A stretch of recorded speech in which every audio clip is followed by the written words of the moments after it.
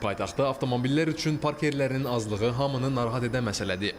Az sayda olan ödənişli parklanma yerləri isə yetərsizdir. Hazırda bu çətinliyin aradan qaldırılması üçün aidiyyatı dövlət qurumları tərəfindən təklif hazırlanıb. Vahid parklama kartlarının yaradılması ilə bağlı təklif qəbul ediləcək halda gələcəkdə ödənişli parklama yerləri üçün 8, 12 və 24 saatlıq abunə paketlər müəyyən ediləcək. Beləliklə, sürücülər həmin kartlar vasitəsilə istənilən ödənişli parklama yerinə istifadə edə biləcəklər.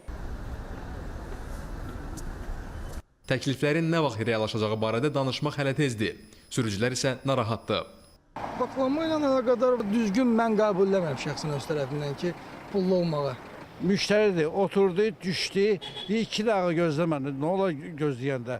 Yəni, taksidir də, yer də yoxdur. Bir var parklanma üçün yer olar, çəkib saxlayasan qıraqda, gözləyəsən, yer yoxdur. Parklama olsun kartla, amma yenə də normal bir qiymətlə olsun da.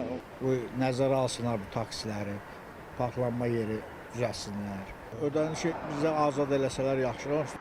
Ombudsman məruzəsində əksini tapan təklifdə həmçinin avtomobil yollarının, parklanma yerlərinin və səkilərin yenidən qurulması da nəzərdə tutulub. Vahid parklanma kartlarına gəldikdə isə bu təklif qəbul olunacağı halda özəl parklanma yerlərinə şamil olunmayacaq.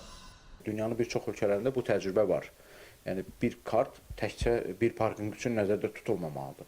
Bakı şəhərində yaşayan insan artıq parklanma üçün kart əldə edirsə, bunun özü də artıq büdcəyə bir dəstəkdir, gəlirdir və insanlar bunu başa düşməlidirlər ki, əgər bu adam kartı alırsa, deməli bu intizamsız sürücü deyil. Bu cibinin pulun xərcləyir ki, mənim parklanma kartım olsun və uyğun parkinq yerlərində bundan istifadə edəcəm.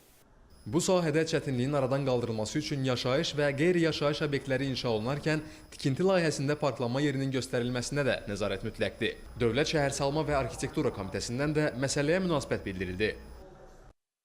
Normativ sənədlərin tələblərinə əsasən yaşayış və qeyri-yaşayış obyektləri üçün fərqli parklanma normaları mövcuddur. Dövlət Şəhərsalma və Arxitektura Komitəsinə təqdim edilən planlaşdırma sənədlərinə baxış zamanı da məhz bu normativ tələblərin gözlənilməsinə ciddi nəzarət olunur. Eləcə də inşaat işlərinin aparılacağı ərazilərin yeraltı və yerüstü imkanları diqqətdə saxlanılır.